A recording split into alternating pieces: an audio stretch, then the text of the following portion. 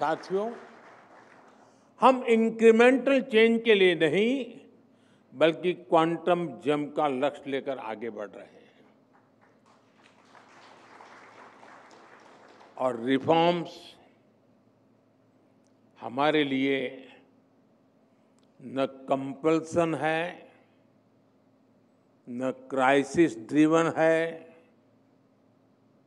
ये हमारा कमिटमेंट है, हमारा कन्विक्शन है।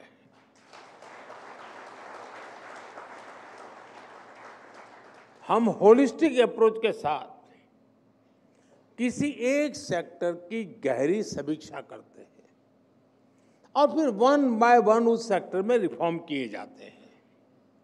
फ्रेंड, कुछ ही दिन पहले संसद का मॉनसून सत्र समाप्त हुआ है। इसी मॉनसून सत्र में आपको रिफॉर्म्स की निरंतरता दिखेगी।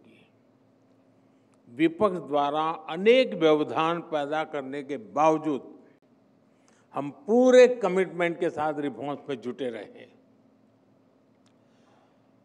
इसी मॉनसून सत्र में जन विश्वास 2.0 है।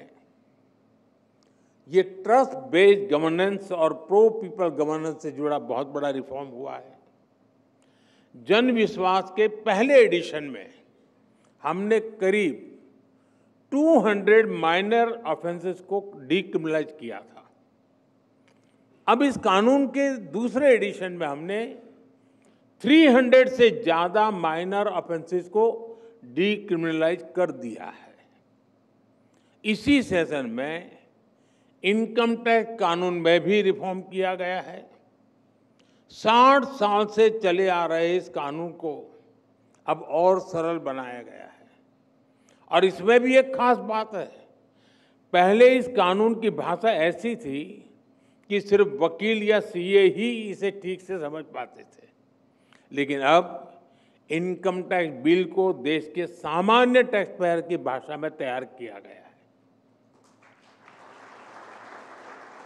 ये दिखाता है कि नागरिकों के हितों को लेकर हमारी सरकार कितनी संवेदनशील है।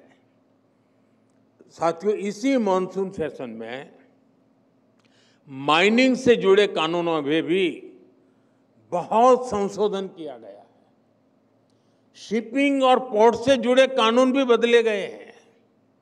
ये कानून भी अंग्रेजों के जमाने से ऐसे ही चले आ रहे थे।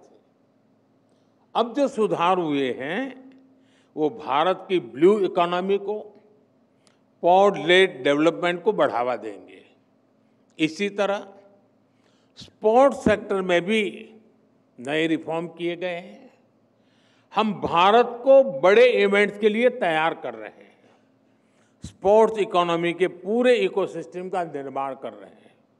इसलिए सरकार नई नेशनल स्पोर्ट्स पॉलिसी खेलो भारत नीति लेकर भी आई।